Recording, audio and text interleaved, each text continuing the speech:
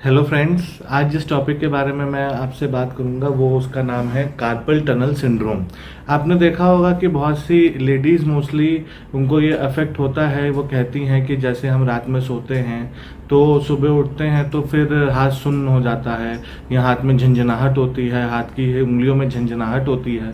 तो ये बहुत कॉमन सिम्टम है और मोस्टली ये फीमेल्स में ज़्यादा कॉमन है एज़ कम्पेयर टू मेल्स। तो कार्पल टनल सिंड्रोम के नाम से इस बीमारी को जाना जाता है, क्योंकि कार्पल टनल एक आप समझ लीजिए ऐसे टनल होते हैं, उसके अंदर से गाड़ियां जाती हैं। वैसे ही हमारे शरीर में भी टनल्स होते हैं जिनके अंदर से नर्व्स जाती हैं। तो यहाँ पे होता है कार्पल टनल।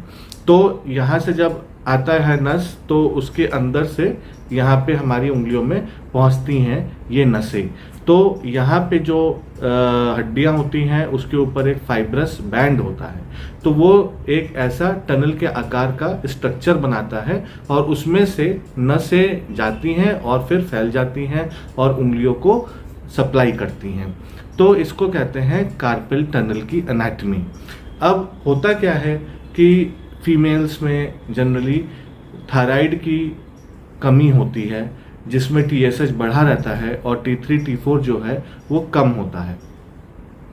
तो उसमें कहते हैं हाइपोथायराइडिज्म। तो जिनमें हाइपोथायराइडिज्म की शिकायत होती है उनमें क्या होता है कि ये जो फाइब्रस बैंड होता है वो फूल जाता है, उसमें सूजन आ जाती है। या कई बार होता है कि कोई चोट लग गई उस वजह से सूजन आ सकती है। कई बार होता है बुखार होता है तो उस वजह से सूजन आ जाती है, जिसको कहते हैं इन्फ्लेमेशन।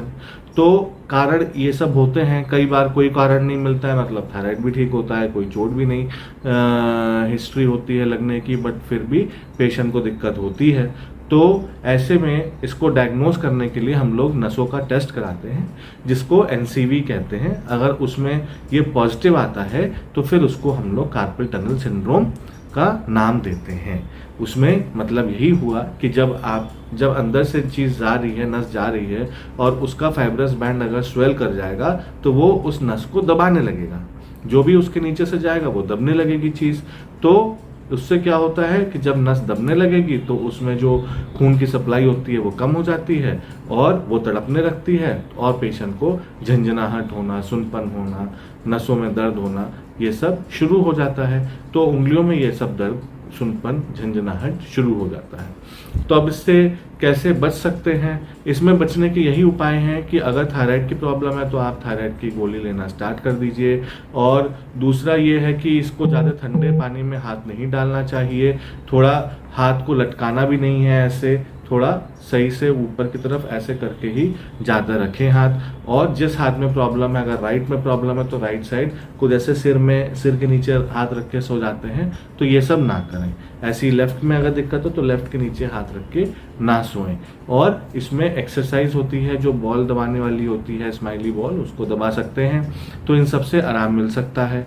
अगर अब जनरली तो हम लोग मेडिसिन से ही स्टार्ट करते हैं ट्रीटमेंट, और मेडिसिन से आराम मिल जाता है, मरीज को कुछ और कराने की ज़रूरत नहीं होती है।